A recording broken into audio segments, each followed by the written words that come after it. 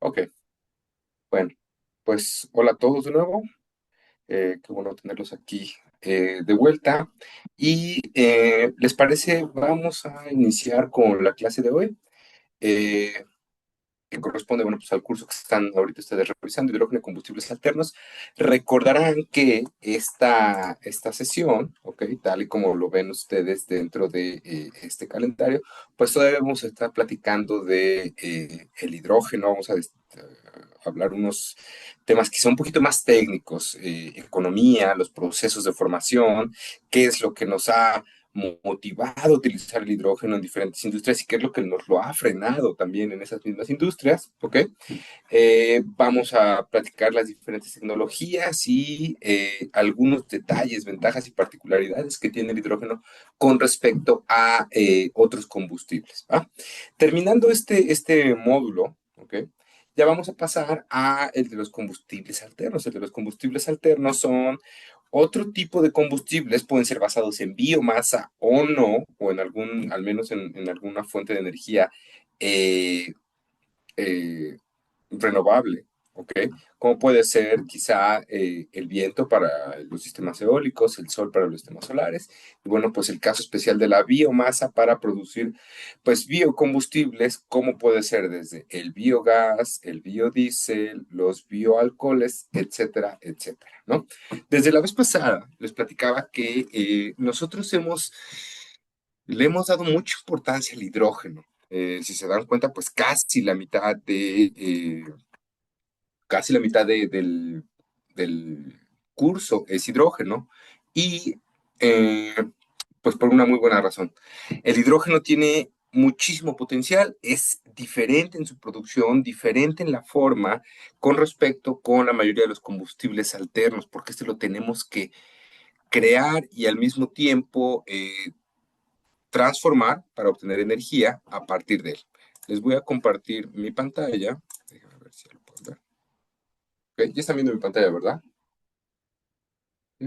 Ok, Sí, gracias. Entonces les platicaba, aquí tenemos el calendario de actividades. Voy a ponerles nada más mi puntero rapidísimo.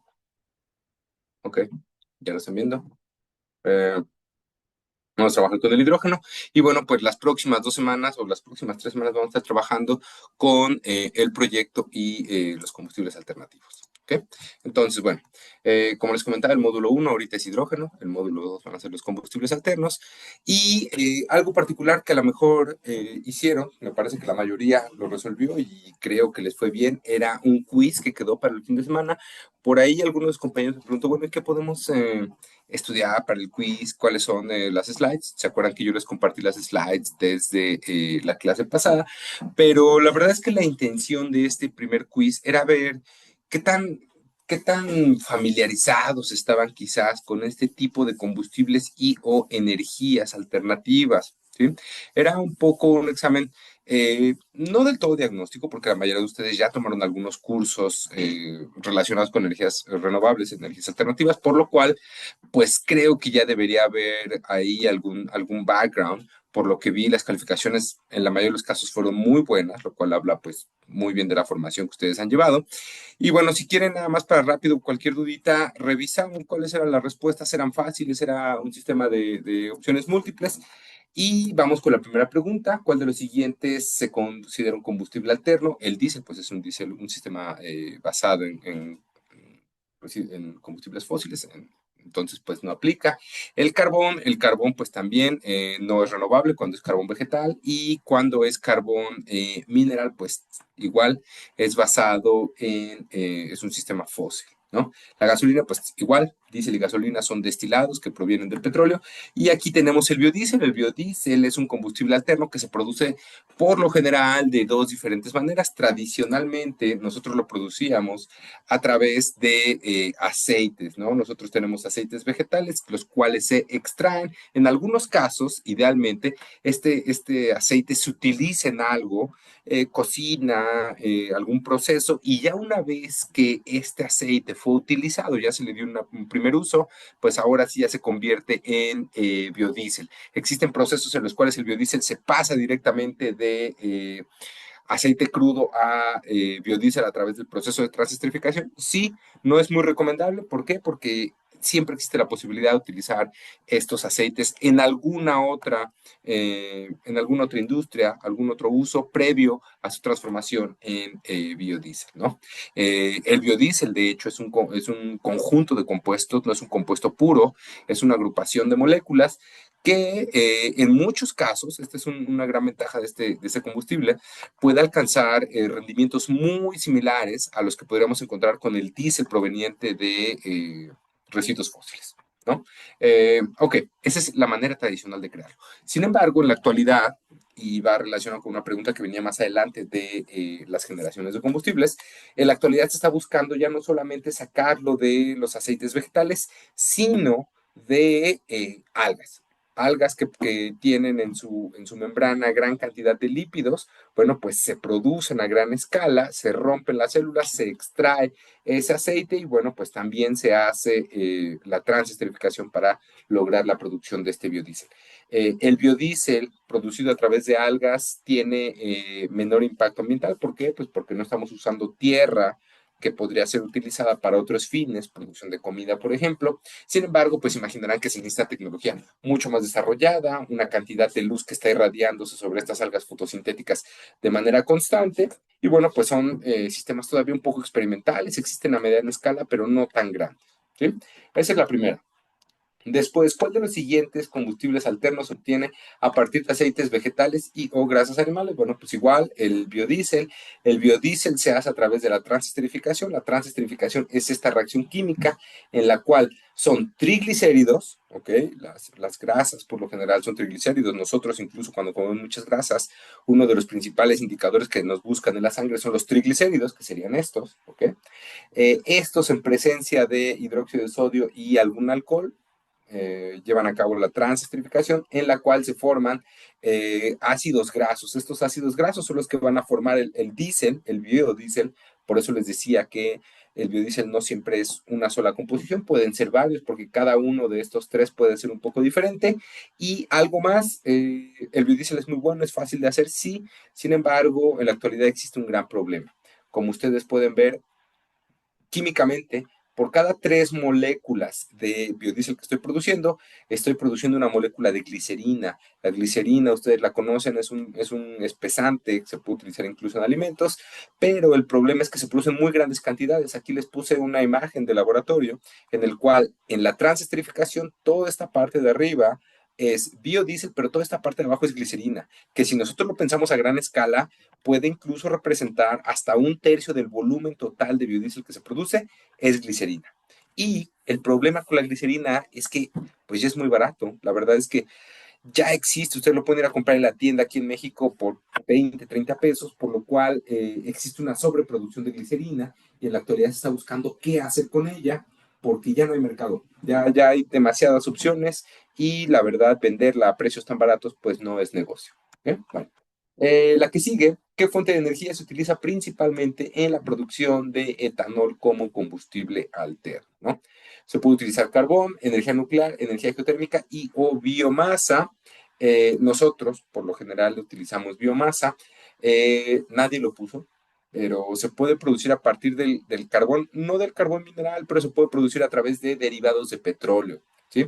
Un derivado de petróleo es el gas natural, en el cual a través de reacciones químicas y muy similar a la que vamos a ver ahorita para producción de hidrógeno, de hecho aquí verán ustedes que está el hidrógeno, y recordarán que decíamos la clase pasada que tradicionalmente el principal uso del hidrógeno era en la industria química. Antes de utilizarlo como combustible, antes de utilizarlo como almacenamiento, se utilizó como material.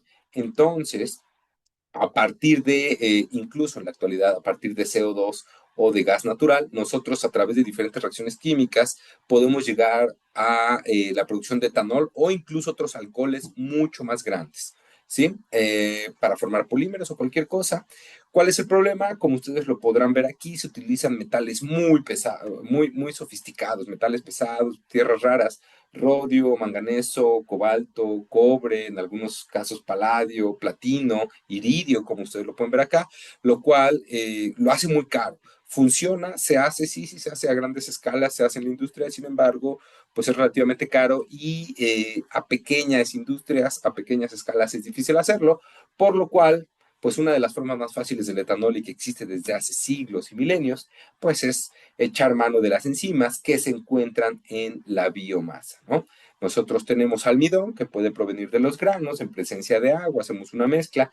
Las enzimas y el metabolismo de los seres vivos, en este caso las levaduras, pues son los que me van a permitir romper primero el almidón para producir glucosa y después a través de un proceso de fermentación utilizando esta misma glucosa como fuente de energía y al mismo tiempo como sustrato, me van a permitir la formación de etanol y un poco de dióxido de carbono.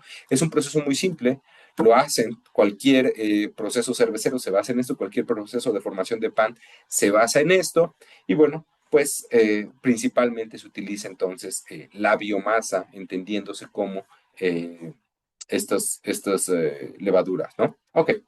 Después, ¿cuál fue el primer biocombustible utilizado a gran escala en la industria automotriz? Combustibles tradicionales, pues fueron el diésel y la gasolina, gas avión, turbocina quizás. Sin embargo, el primer biocombustible utilizado a gran escala, incluso antes de el biodiesel, fue el etanol, ¿no? Ustedes quizás recordarán o habrán escuchado que desde los 90 Brasil empezó una producción masiva de etanol a partir de maíz y le permitió entonces utilizar en la mayoría de las estaciones de bombeo mezclas de etanol con gasolina, a diferencia de muchos países, por ejemplo, Estados Unidos, donde se utiliza máximo 10% de etanol como aditivo. En México incluso se recordarán hace como 6 u 8 años cuando hubo algunos problemas de distribución de hidrocarburos, se vendían mejoradores de gasolina que no eran otra cosa más que etanol, ¿no? Entonces, y muy relacionado con la pregunta que sigue, que es ¿cuál de los siguientes países ha sido pionero en el uso de etanol como combustible automotriz? Pues fue Brasil. Canadá no, sin embargo, fíjense que ellos son pioneros en la utilización de biodiesel. Sin embargo, bueno, pues esto ha sucedido después de los 2000.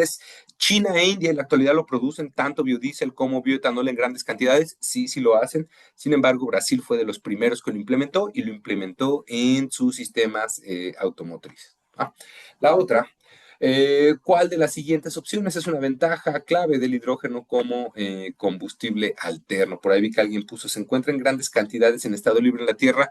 Se encuentra, la verdad, en poca cantidad, ¿no? Se encuentra como protón, hidrógeno más en el agua, sí, pero el hidrógeno más, el protón es un poco diferente del hidrógeno como molécula, ¿no? Entonces, hidrógeno como molécula, la que nosotros podemos quemar en la reacción tradicional de combustión, no es tan común. Sin embargo, eso es cierto, es el elemento que está en mayor cantidad en el espacio. Eso es cierto. ¿Ah? Bueno, su combustión, la respuesta correcta de su combustión solamente produce agua como residuo. ¿Se acuerdan que desde la clase pasada vimos? Tenemos metano que en presencia de oxígeno en un proceso de combustión me va a producir dióxido de carbono y agua. Esto es, por ejemplo, para el metano, el gas natural.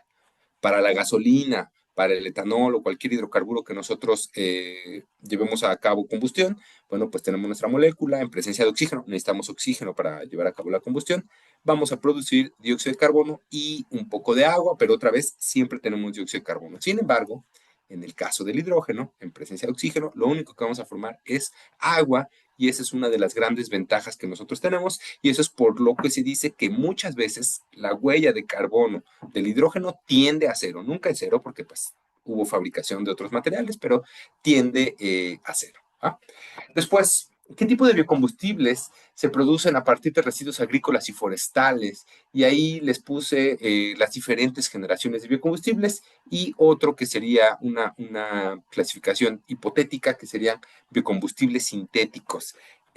Biocombustibles sintéticos por definición no aplicaría porque los biocombustibles tienen un origen biológico y si son sintéticos se entendería entonces que son producidos por el ser humano, ¿no? Entonces, pues si es biocombustible no podría ser sintético y si es sintético no podría ser biocombustible.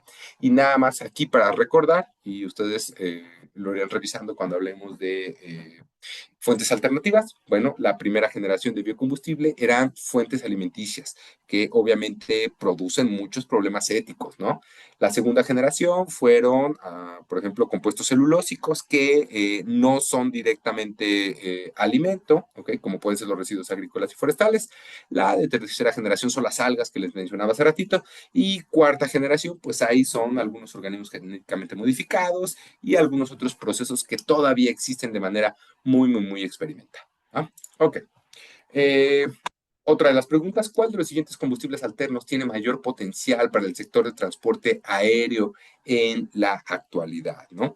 El metanol no se utiliza mucho, es demasiado volátil, es difícil, es un líquido muy volátil y es un poco complicado hacerlo si tomamos en cuenta que en la aviación la cantidad de energía que necesitamos es muchísima. Necesitamos algo que sea muy denso energéticamente, que pueda liberar muchísima energía y pues en muchos casos pues no lo podemos lograr con el metanol. El gas natural comprimido es una opción, pero pues todavía no se ha explorado.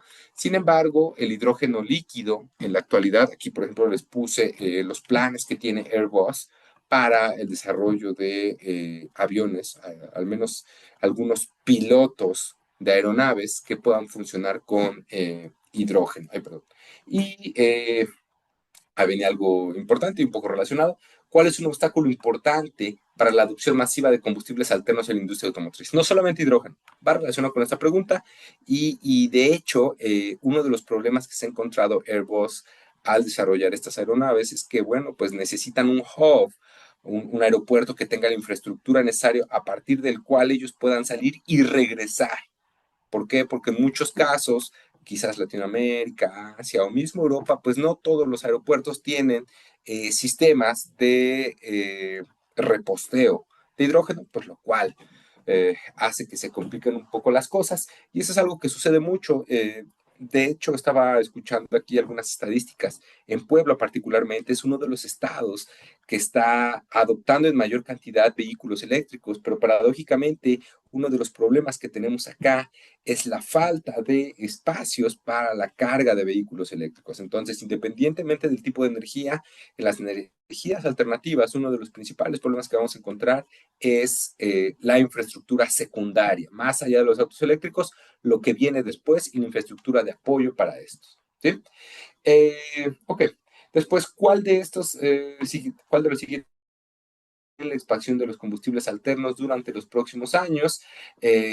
Aquí, esta pregunta, si ustedes la piensan, podría incluso tener algunas otras respuestas eh, correctas. ¿Por qué? Número uno, la reducción de la inversión en energías renovables.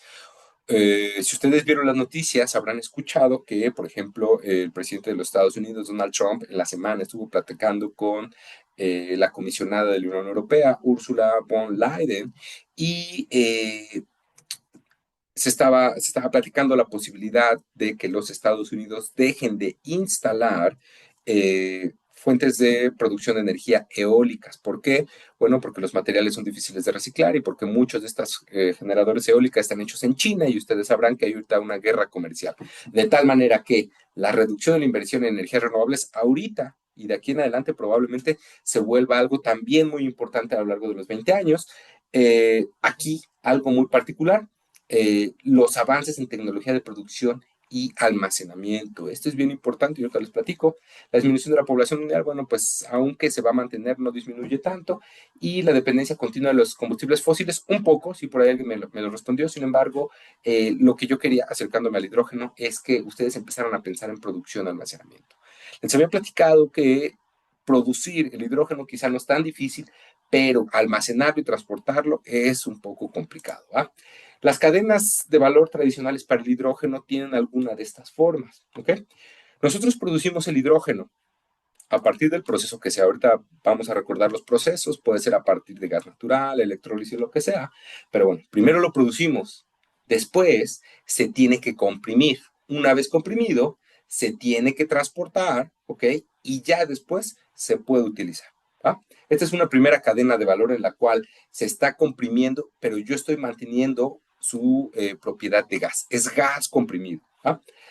Otra de las alternativas es la producción y la licuefacción. ¿A qué me refiero a licuefacción? Si yo presurizo un gas todavía más, ¿ok? Un gas se presuriza, se presuriza, se presuriza, va a llegar un momento en que hay un cambio de fase y se va a convertir en líquido.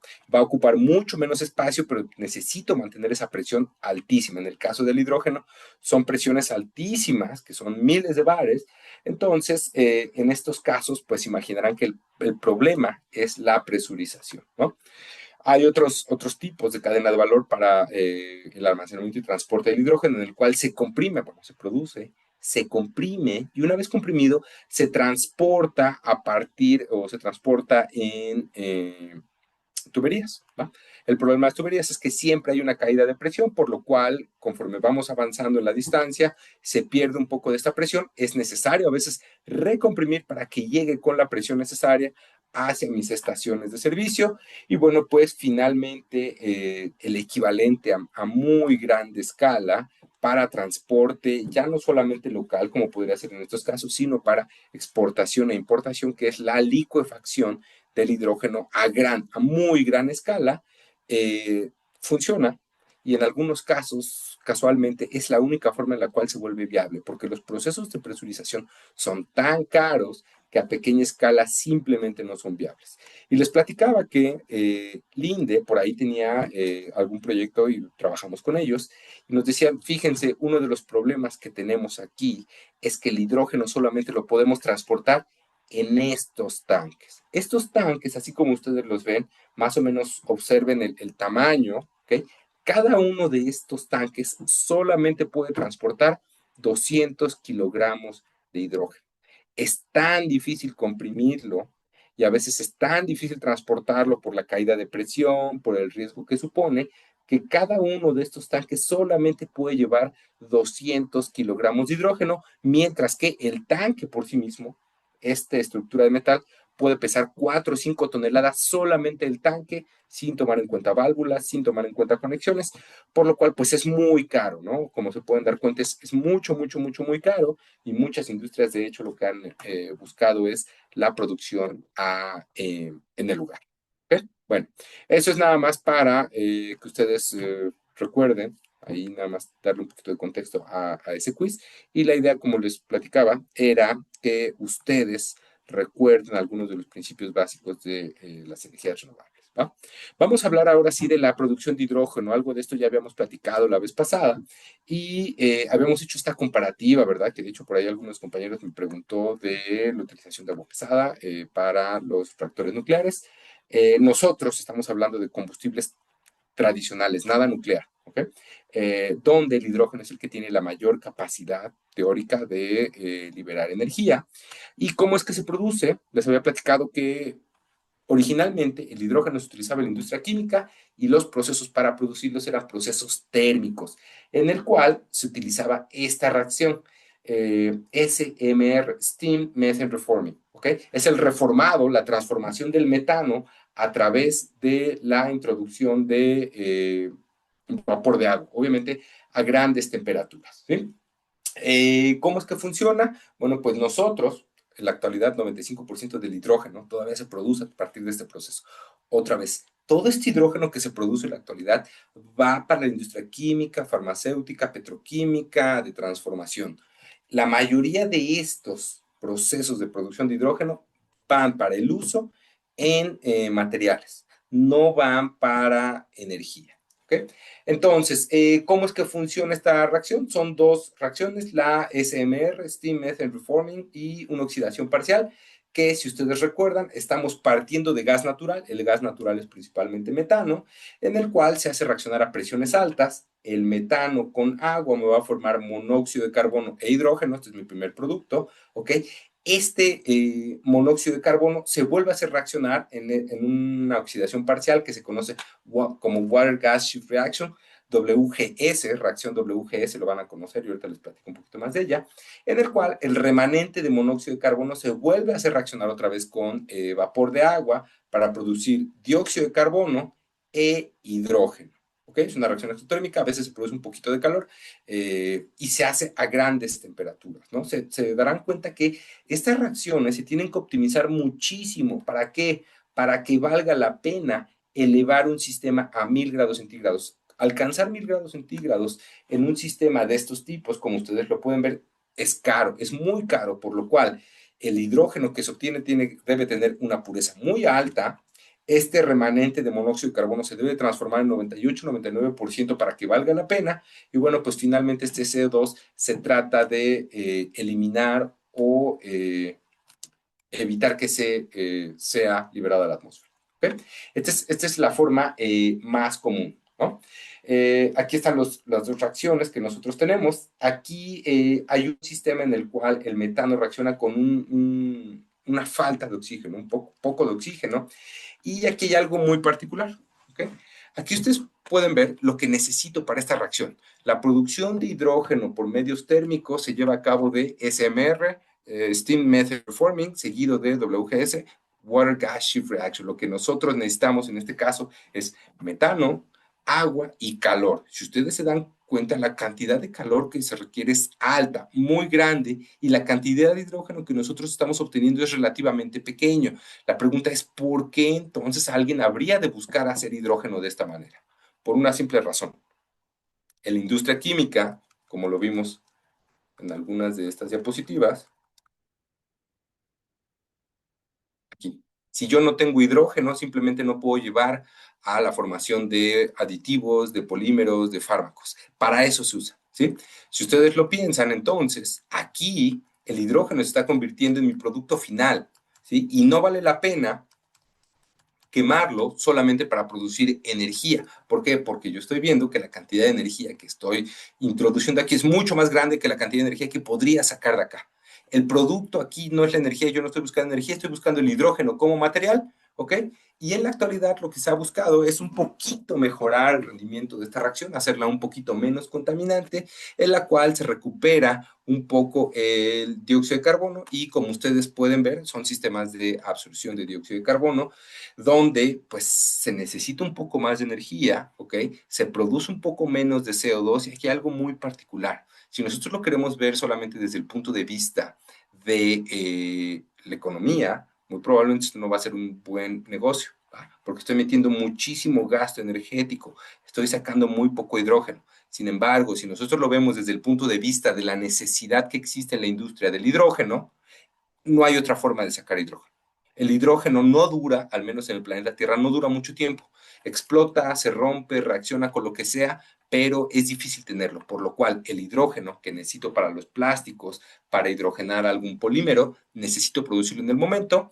Y por otro lado, ustedes podrán ver que la implementación de estos sistemas, desde el punto de vista ambiental, pues tiene unas ventajas. ¿Por qué? Porque estoy liberando menor cantidad de dióxido de carbono comparado con el sistema tradicional. Este sistema tradicional que yo les platico son sistemas que a lo mejor se desarrollaron desde los 70s, desde los 80s.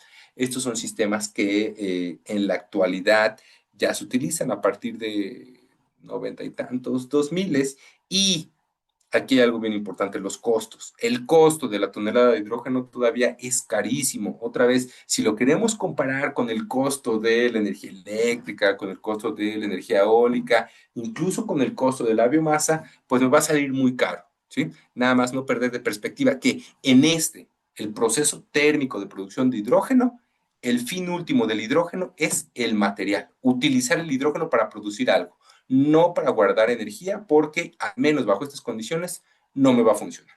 ¿Va?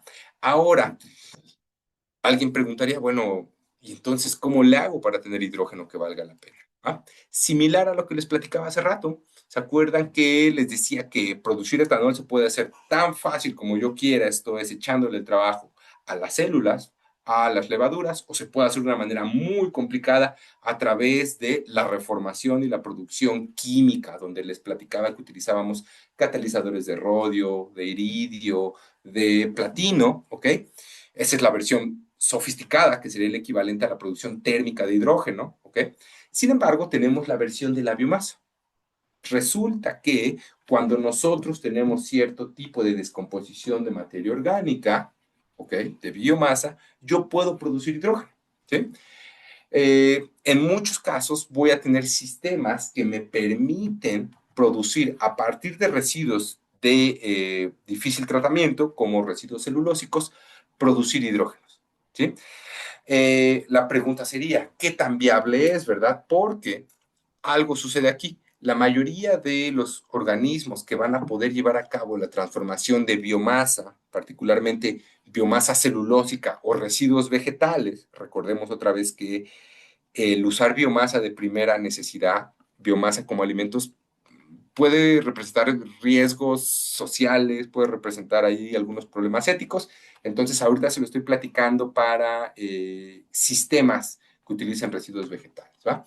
Les platicaba que el único detalle de estos procesos es que los organismos encargados de esto son organismos en muchos casos microscópicos, muy pequeños, por lo cual necesito números muy grandes de estos microorganismos o cultivos, si ustedes lo quieren ver, muy grandes de estos microorganismos para producir cantidades pues respetables de hidrógeno y que idealmente yo logre comprimir y poder utilizar, ¿no? ¿Cómo funciona? Eh, Hay algunas bacterias, algunas algas que pueden llevar a cabo la producción de, el hidrógeno. ¿Cuál es el problema? Que los seres vivos, la mayoría de las veces, vivimos en condiciones de presión atmosférica. Y si ustedes recuerdan, el hidrógeno para poderse transportar necesita ser presurizado. ¿Va? ¿Cuál es el problema más tradicional que ustedes observan es que tienen un reactor, ¿okay? Un reactor de algas en las cuales se está produciendo el hidrógeno. ¿Sí? Cuando yo empiezo a poner vacío para jalar el hidrógeno, lo único que sucede es que me empiezo a llevar el aire o los gases que estas células necesitan para crecer. ¿Va? Por lo cual, ese hidrógeno que yo voy a obtener, número uno, no va a tener una pureza tan buena y en muchos casos voy a necesitar un proceso de separación de los diferentes gases. ¿Okay? Ese es el proceso de producción de hidrógeno a partir de biomasa por medio de procesos biológicos. Pero hay otra forma. Es el proceso de producción de hidrógeno a partir de biomasa, pero sin utilizar seres vivos, sino un proceso que se llama gasificación. ¿Sí? ¿Qué es la gasificación? La gasificación es un proceso similar a la combustión. ¿Okay? La combustión, como ya lo hemos visto, nosotros ponemos oxígeno, ponemos calor y a partir de eso, pues va a haber una transformación química, una oxidación, que pues en muchos casos nos va a producir CO2 o agua. ¿Va? Sin embargo, si esta combustión se hace a temperaturas altas, ¿ok?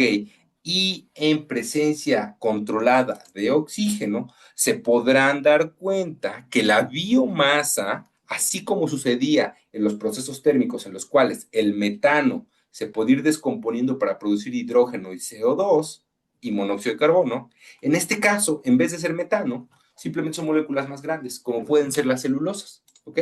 La celulosa, que son cadenas muy largas, ¿ok?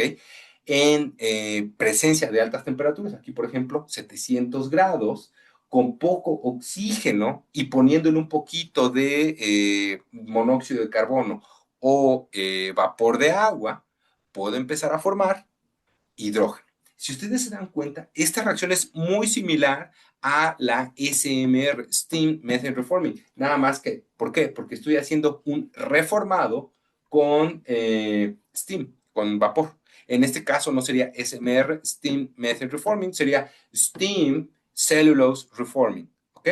Y como nosotros también estamos utilizando el monóxido de carbono, similar con lo que pasaba allá, y también tenemos este vapor, vamos a tener una Water Gas Shift Reaction, ¿ok? Entonces es el equivalente a la producción térmica de hidrógeno, solamente que en estos casos va a ser a temperaturas altas, ¿ok? Pero va a ser también utilizando biomasa como fuente inicial de mi fuente de hidrógeno, ¿ok?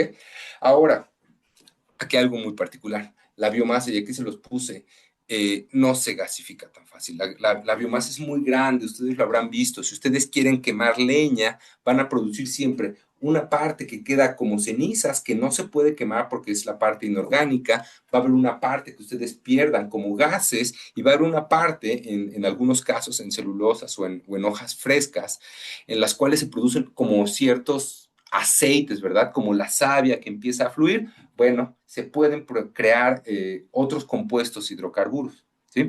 Lo cual, si alguien se está centrando en producir hidrógeno, no es tan bueno. Esto que ustedes ven aquí, ¿ok?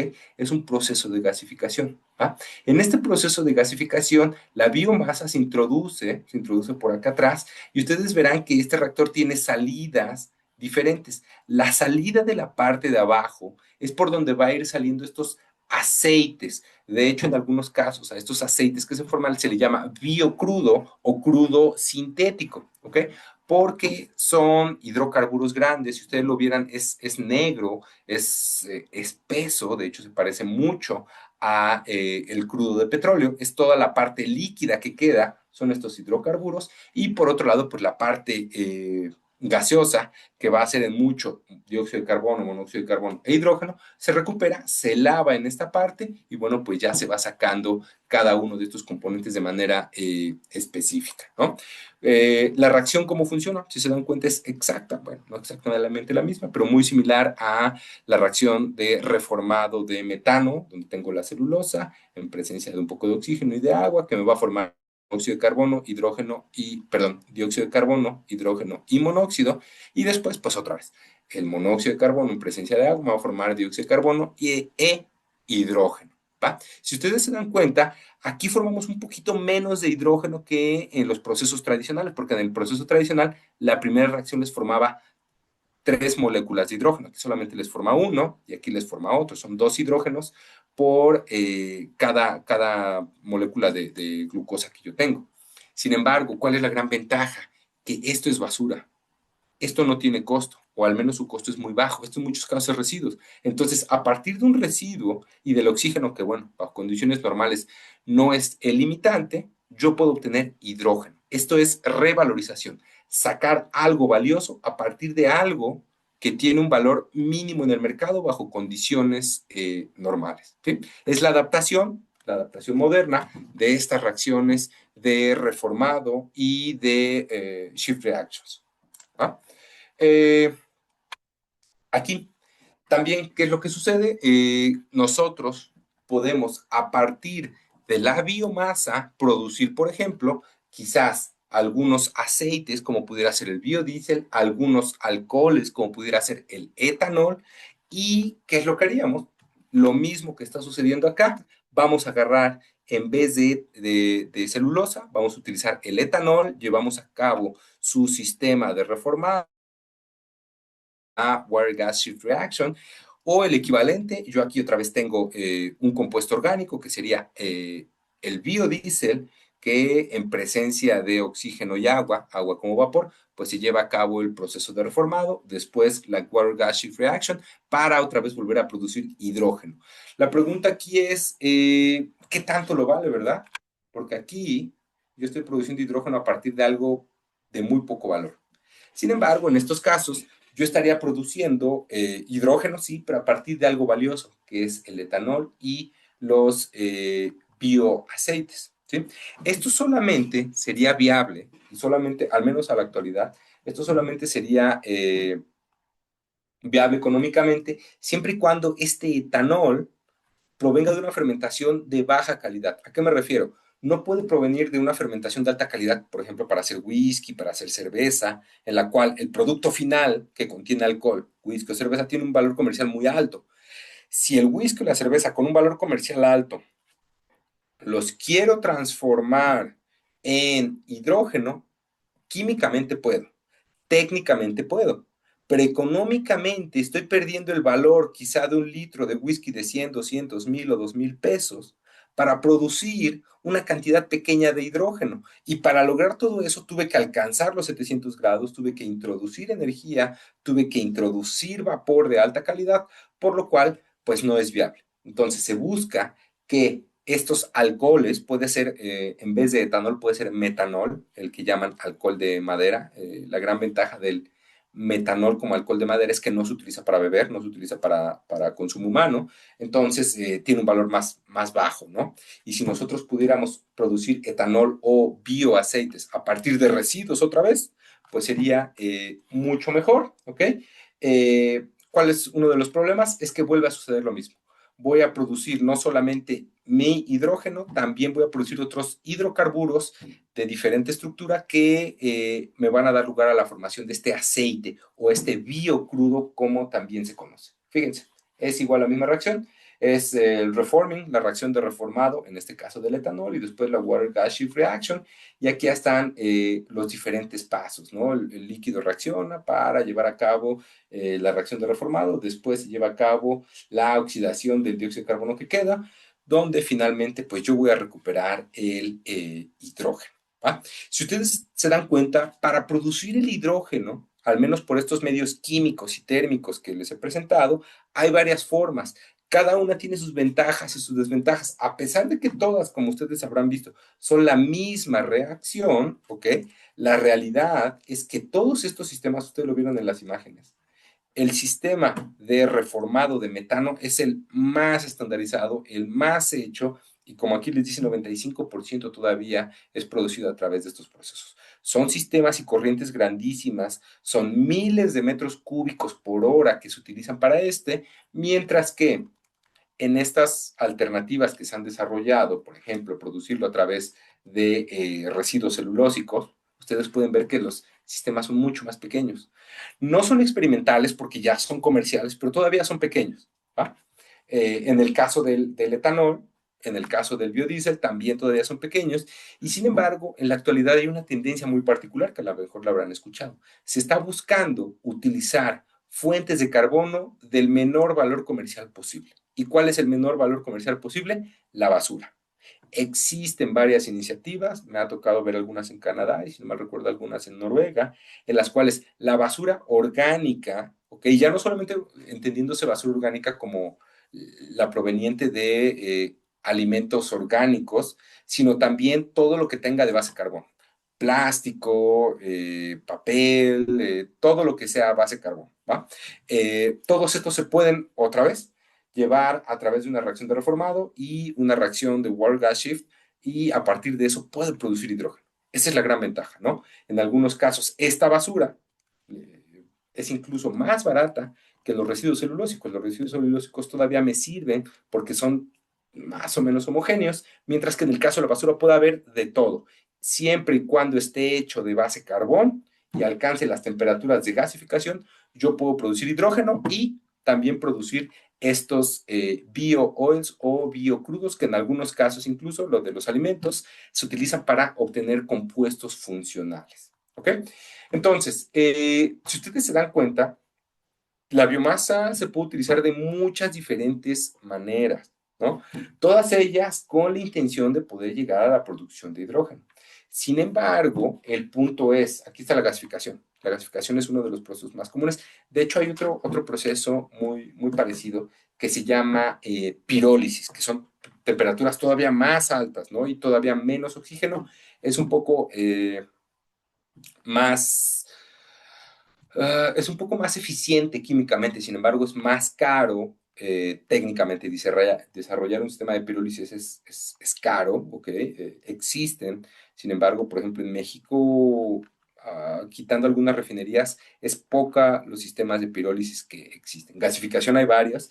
De hecho, sistemas de gasificación para producción de hidrógeno y biocrudo existen. Yo he conocido algunas en la Ciudad de México, he conocido hay una en Quintana Roo, hay en Monterrey y me parece, no estoy seguro, que había algunas iniciativas en Guadalajara, ¿okay? Pero comerciales grandes es Quintana Roo, no sé si es Cancún o qué ciudad, Monterrey y Ciudad de México, por ahí en la zona metropolitana, Estado de México, también podría haber algunos, pero si ustedes se dan cuenta, la gasificación es una alternativa relativamente poco sofisticada para obtener hidrógeno a partir de diferentes cosas. De hecho, aquí fíjense, se puede utilizar el desecho de las plantas de tratamiento. Las plantas de tratamiento producen lodos aerobios o anaerobios, que no son más que células de todas estas bacterias que degradan los contaminantes.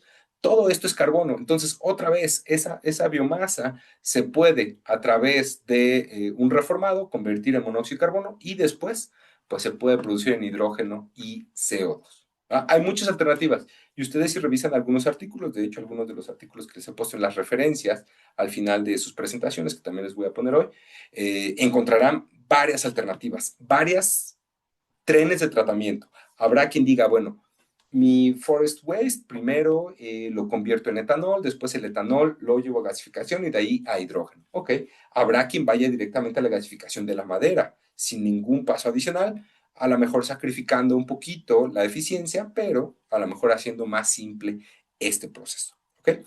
Todos estos procesos son y han sido los más utilizados para producir hidrógeno. Sin embargo, se pueden dar cuenta que son caros. Después de los 2000, cuando fue que nosotros, en general el mundo se dio cuenta que el hidrógeno podría ser una buena fuente de energía, pues se trataron de buscar procesos más simples. Y fue ahí cuando se desarrollaron los procesos electrolíticos. Esos procesos electrolíticos en la actualidad son muy comunes. Incluso ustedes pueden buscar algunos electrolizadores por acá en el laboratorio. No, no lo tengo. Bueno, estos electrolizadores son muy comunes, son muy simples y funcionan de una manera sorprendentemente sencilla. ¿Ok? ¿Se acuerdan que les platicaba que bajo condiciones particulares, sobre todo administrando cierta cantidad de energía, puede ser energía térmica, energía eléctrica, energía química, ¿ok? La molécula de agua se puede descomponer, ¿ok? Para formar sus componentes originales, que son oxígeno e hidrógeno, ¿va? Una de las fuentes de energía en la actualidad más baratas para lograr esto es la electricidad. ¿Ok? Y de ahí se desarrolla el proceso electrolítico o electrólisis. Electro, pues electricidad, lisis, de ruptura, ¿ok? La ruptura de la molécula de agua por electricidad, ¿ok? Esto que ustedes ven, si ustedes lo pudieran observar, sería como un vaso. Este vaso tiene dos terminales que son estos cátodos, ¿ok? A través de los cuales se cierra un circuito, ¿ok? Si este circuito tiene el voltaje adecuado, las moléculas de agua que estén presentes acá se van a empezar a romper, ¿ok? Y van a producir oxígeno y van a producir hidrógeno, ¿va? En la parte del ánodo, el ánodo por lo general tiene una carga negativa, todas las moléculas de oxígeno se van a ir hacia ese lado. Y en el cátodo que tiene carga positiva, todas las moléculas positivas se van a ir a ese lado. ¿No? ¿Qué es lo que va a suceder? En el cátodo se va a empezar a juntar el hidrógeno y en el ánodo se va a empezar a juntar, perdón, el oxígeno. ¿Sí? Si ustedes se dan cuenta que hay algo muy particular y viene relacionado con una pregunta que me hizo su compañero la vez pasada, ¿por qué no recuperamos el oxígeno? Si ustedes se dan cuenta en este balance de reacción, yo estoy produciendo 2 veces más moléculas de hidrógeno que de oxígeno, ¿va? Entonces, si yo tuviera un tanque bajo las mismas condiciones de presión, temperatura y volumen, ¿ok? El tanque de hidrógeno se llenaría 2 veces más rápido que el de oxígeno, lo cual permite que haya un mayor interés por pura practicidad en la producción de hidrógeno, mientras que en el caso del oxígeno, como es un poco más lento y como en la actualidad no se le ha puesto tanta atención, sin embargo, se podría quizás utilizar, eh, el hidrógeno es lo que nosotros nos estamos centrando en la actualidad. ¿Va? Ahora, este proceso es muy simple, o sea, la verdad es que es muy sencillo, es un experimento de secundaria en la cual yo con una pila de 9 voltios y aquí que tengo un poco incluso de T, podría ponerlo, la pila de 9 voltios, pongo los dos electrodos, positivo y negativo, lo pongo aquí y voy a empezar a ver cómo se forman esas burbujas van a ser oxígeno e hidrógeno, puede haber otros gases, pero por lo general va a ser oxígeno y hidrógeno, es muy simple, es muy barato. ¿Va? Por eso es que se está buscando el electrólisis. Si ustedes lo piensan con estos procesos térmicos de 700, 800 grados de gasificación y pirólisis, esto es mucho más viable. ¿Va? Ahora, y aquí empiezan quizá las expectativas irreales que muchos tienen o tenemos. ¿Va? El proceso es tan simple. Aquí en el laboratorio, ahorita no lo tengo, pero tengo varios electrolizadores. El más pequeño que yo tengo será como de este tamaño, que serán como de 10 por 10 centímetros. Funciona, funciona, si no mal recuerdo, lo puedo hacer funcionar desde una pila de 1.5 volts hasta 9 volts, o bueno, claro, pues con una fuente de power, ya para un laboratorio un poquito más sofisticado, pero es muy simple y va a estar produciendo de manera continua, utilizando agua, en algunos casos incluso agua de la llave, ¿ok? Oxígeno e hidrógeno, todo el tiempo, todo el tiempo, todo el tiempo. ¿Va? Esto me hace pensar que pues es un proceso muy simple, muy barato y no tiene mayor problema. Se esperaba que a través de estos procesos de electrólisis para el 2030, ¿ok? Lográramos este Energy Earthshot Goal, donde íbamos a tener los tres unos, ¿ok? En el cual 1 kilogramo de hidrógeno me iba a costar $1 en una década. Este objetivo se puso por ahí del 2020, ¿sí? Y si ustedes se dan cuenta y hacen los números comparados con estos en los cuales yo les puse, por 1,000 kilogramos, yo estoy gastando esta cantidad, ¿verdad? Ok, aquí tengo por 1,000 kilogramos, yo estoy gastando esta. Si se dan cuenta, aquí más o menos estoy alcanzando este precio. Por cada kilogramo, más o menos $1, lo cual es muy caro. Estos procesos son todavía más baratos. Y aquí es donde el hidrógeno se ha empezado a dar de topes con la vida real, ¿sí? A pesar de que estos procesos son simples, ¿ok? Si mi agua tuviera cloro, porque por ejemplo en las ciudades se cloran, ¿qué es lo que va a suceder? Este proceso de electrólisis puede empezar a formar clorogas, ¿va? Si esta agua tiene a lo mejor hierro, que es muy común que lo tenga el agua normal, porque pues, es un componente natural, si tiene sodio, si tiene potasio, lo único que sucede es que se empieza a depositar en los electrodos, se empieza a crear como costras, lo cual disminuye la eficiencia. En la vida real, estos electrolizadores tienen que utilizar agua súper pura, mucho, muy pura, que tiene que pasar por procesos de ósmosis inversa, por procesos de microfiltración, lo cual encarece mucho estos procesos. Y por eso es que esta idea que existía, que se esperaba que a lo mejor ahorita, 2025, ya estuviera por ahí de los $3, pues simplemente no se ha logrado. Por ejemplo, nosotros estamos platicando con la gente del INDE, de este proyecto, porque ellos están muy interesados en esta parte del hidrógeno. En la actualidad, los precios por kilogramo de hidrógeno pueden ir desde los $6 hasta los $12, dependiendo los diferentes procesos y los diferentes electrolizadores que tenemos. Ahorita les muestro algunos más, pero es muy caro, ¿no? Si ustedes lo comparan con estos sistemas de reformado de metano y water gas shift reaction, donde es $1 por kilogramo, estos son 6 veces más caro. Esto se quería alcanzar porque si nosotros alcanzamos el $1 por kilogramo, ya podríamos competir, ¿verdad?, en precio y en mercado con los procesos tradicionales químicos, pero en la actualidad todavía no. No por la dificultad de crear estos sistemas, sino por la dificultad de mantenerlos, evitar incrustación, evitar aquí, como voy a empezar a tener la formación de muchos protones, se vuelve un proceso ácido, se empieza a correr todos los sistemas y bueno, pues se empieza a complicar todos estos, ¿no? Eh, esta competencia que ustedes ven por este Goal 111, se está llevando a cabo tradicionalmente entre el Departamento de Energía de los Estados Unidos, entre China y el Departamento de Energía de la Unión Europea. Ahorita, con todos los cambios que están sucediendo, Estados Unidos dijo, ¿sabes qué?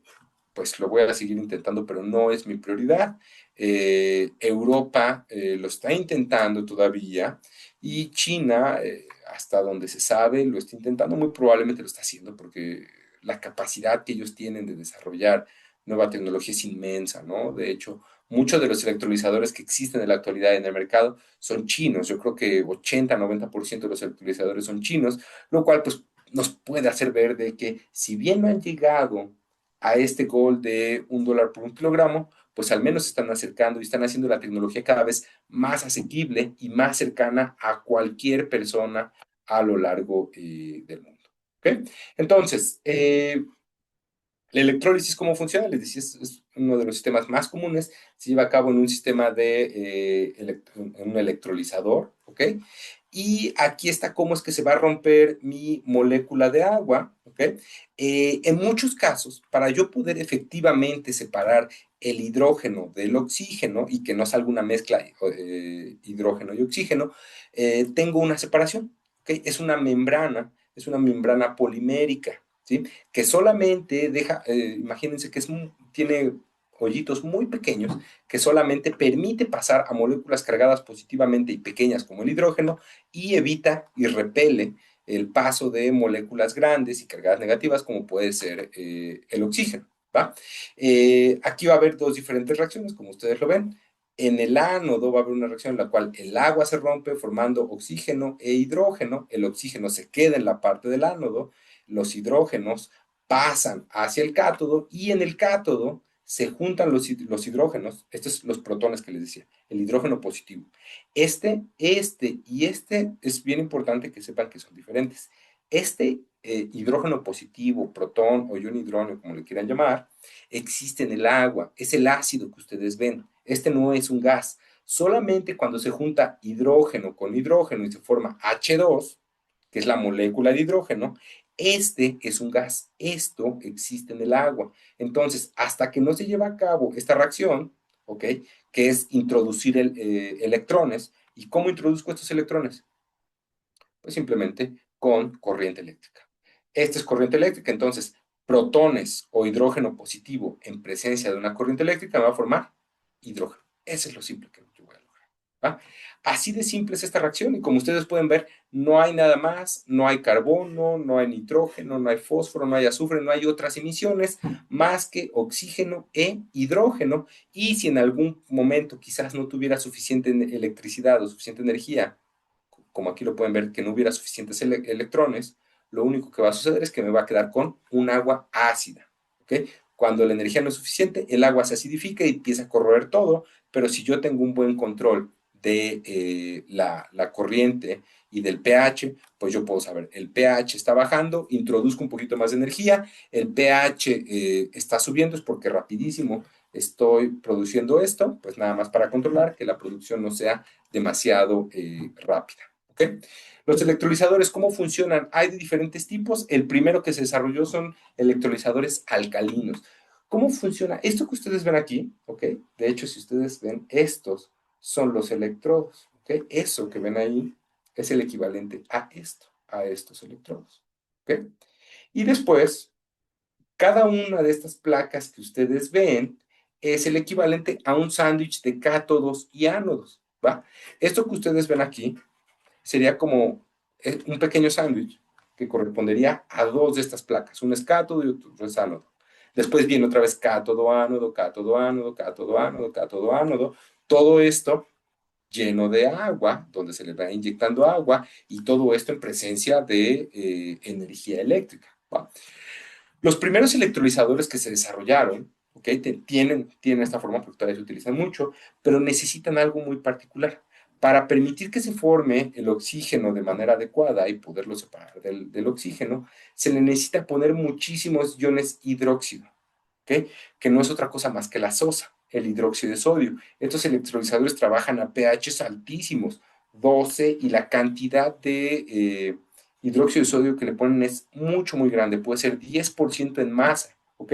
Esto quiere decir que si tengo 100 litros de agua, considerando que pesen 100 kilogramos más o menos, 10 kilogramos de hidróxido de sodio tienen que estar disueltos ahí. ¿Cuál es el problema? Que al ser tanto hidróxido de sodio, es como si hubiera muchísima sal, se empieza a depositar por todos lados y el agua de residuo que sale aquí es mucho, mucho, mucho, muy alcalina, lo cual pues obviamente representa un proceso peligroso para el ambiente, ¿no? Entonces, aquí, fíjense, estos son los electrodos. Como ustedes pueden ver, toda esta deposición blanca que se ve es el hidróxido de sodio o la sal que ustedes van formando, ¿sí?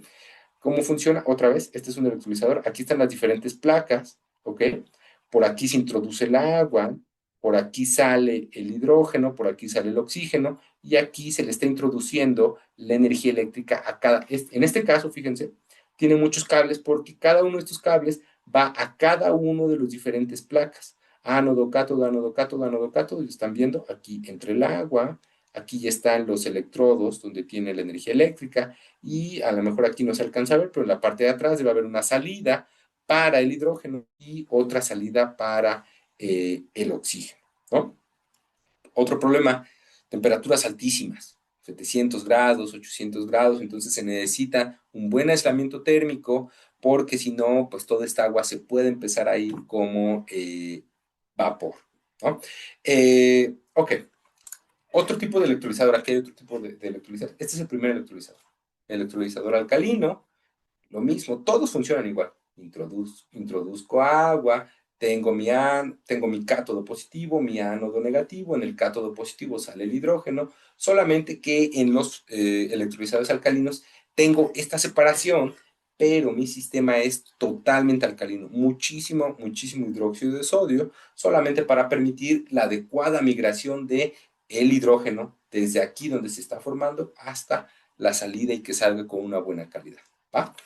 Bueno, ¿qué sucedió después? Se empezaron a desarrollar, estos son los más comunes en la actualidad, PEM. Estos sistemas son un polymeric electrolyte, es un electrolito polimérico. ¿Qué es un electrolítico? Es una molécula cargada. Como está cargada, va a permitir el paso de algunas moléculas, mientras que va a evitar el paso de otras. Aquí, ¿qué sucede? El hidrógeno lo permite pasar por su carga, el oxígeno lo repulsa, lo regresa, de tal manera que se queda en mi ánodo y el hidrógeno va pasando a través de esta membrana. Son membranas permeables o semipermeables porque solamente permiten la transferencia de una especie química. ¿Sí? Y después, en la actualidad, se han desarrollado un nuevo sistema. ¿Ok? Este es Anion Electrolyte Membrane. Es una membrana de aniones donde ya no solamente es un anión, un electrolito, sino que ya tengo de los dos tipos de aniones. Esto hace la separación todavía más eficiente. ¿Ok? Estos son los de última generación que juntan hasta cierto punto el principio de electrolisis alcalina, pero también se utilizan estas membranas poliméricas, de tal manera que estoy utilizando lo mejor de dos mundos. Y una de las grandes ventajas es que no necesito estas concentraciones de hidróxido tan grandes como podrían utilizarse tradicionalmente. ¿No? Aquí nada más para que vean cómo funciona un electrolizador. ¿Okay? Les puse un video, déjenme ver si se alcanza a ver.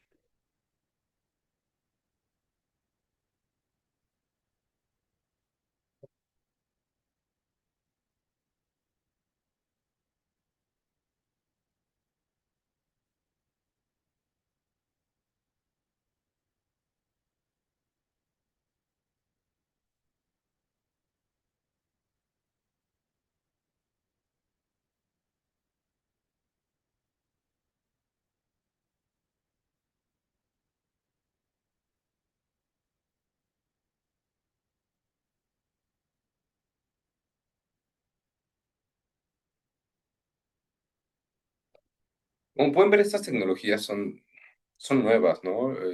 La verdad, estos sistemas AEM, yo los habré visto, tendrá como 5 años, ¿no? O sea, que empezaron a ser comercialmente distribuidas. Sin embargo, todavía son a pequeñas escalas. La mayoría de los sistemas que utilizan tanto PEM como AEM todavía son a relativamente pequeña escala. Sin embargo, se está buscando que sea cada vez más grande, ¿no? Y bueno, para ir cerrando, les voy a platicar de unos últimos procesos de producción de hidrógeno que se han desarrollado, que están hechos a partir de la utilización de energía fotovoltaica, en este caso de energía solar. El más fácil, el que a lo mejor ustedes imaginarán, es donde yo tengo los paneles solares. Los paneles solares crean la energía eléctrica y bueno, pues la energía eléctrica, pues yo ya lo utilizo para llevar a cabo este proceso de ruptura, ¿no?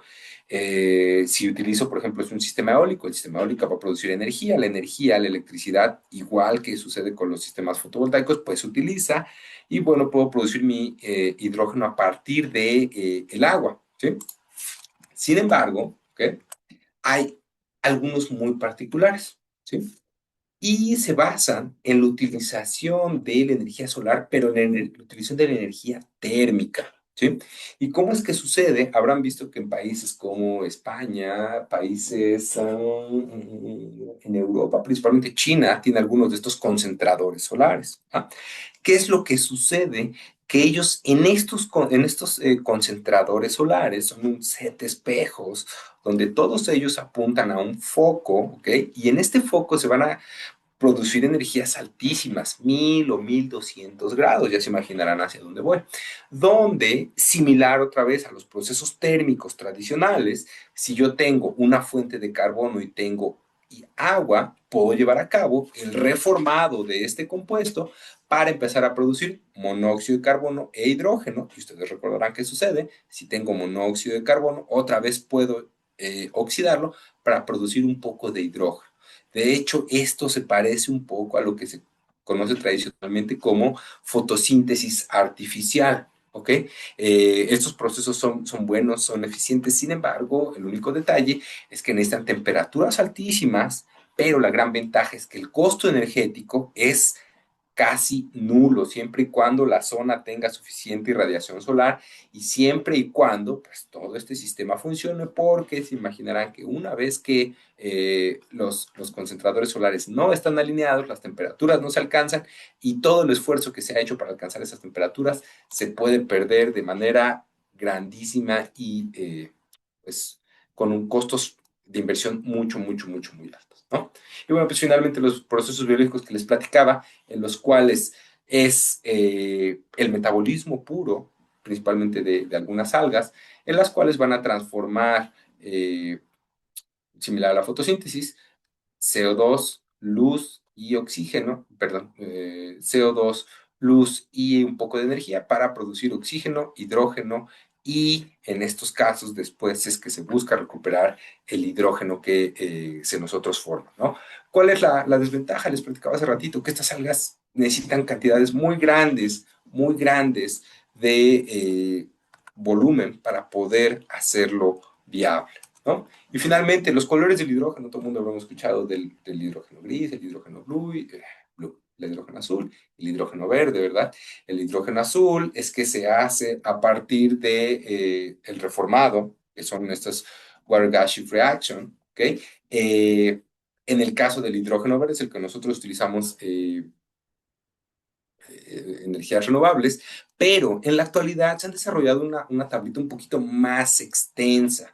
¿Por qué? Porque hay diferentes formas de producir esta electricidad, ¿no? Nosotros podríamos producir electricidad a través de sistemas fotovoltaicos eólicos, podríamos producir esta electricidad a través de, por ejemplo, energía solar que se transmite, esto es, que entra a la red eléctrica y de ahí se utiliza en otro lado. Se puede producir a través de la energía eléctrica, se puede producir a través de energía nuclear, se puede producir a través de gas natural, se puede producir a través de gas natural. Aquí, ¿se acuerdan? Son dos cosas. Uno es el reformado y otra cosa es la pirólisis. La pirólisis es aquella reacción de altas temperaturas y poco oxígeno. Se parece un poco al reformado, pero en este caso en particular las condiciones son un poquito más controladas.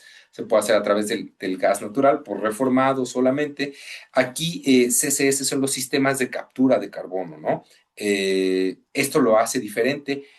¿Por qué? Porque en estos casos tradicionales se le llama gris por las emisiones, tiene gran cantidad de emisiones, pero si yo estoy capturando el carbono, lo estoy convirtiendo en carbonato, lo estoy fijando en alguna membrana o algo, las emisiones son mucho más bajas y por eso es que se le da el color pues azul, ¿no? Y finalmente, si es que yo produjera la energía eléctrica a partir de carbono en una central carboeléctrica, entra a la red eléctrica y ya después yo lo utilizo para la electrólisis o para gasificación, pues yo llamaría entonces al hidrógeno café, ¿no? En la idealidad, ¿okay? Ustedes podrán ver que se han desarrollado muchos modelos en los cuales la electricidad me va a permitir producir muchísimo hidrógeno que puedo utilizar para N cantidad de cosas. Sin embargo, la realidad es que en la actualidad es mucho, mucho, mucho, muy caro todavía almacenarlo y transportarlo. Es riesgoso, es peligroso, es mucho, muy caro. Y ese es uno de los grandes limitantes que hasta la actualidad existen para poder detonar esta industria del hidrógeno, ¿no? Entonces, ahorita ya son 7:20, ya no les quiero quitar más tiempo. No sé si tengan alguna duda, algún comentario, ¿les parece? Ahorita dejo mi presentación hasta acá y si alguien de ustedes tiene algún comentario, duda, los escucho, ¿ok? Y pues, les trato de responder.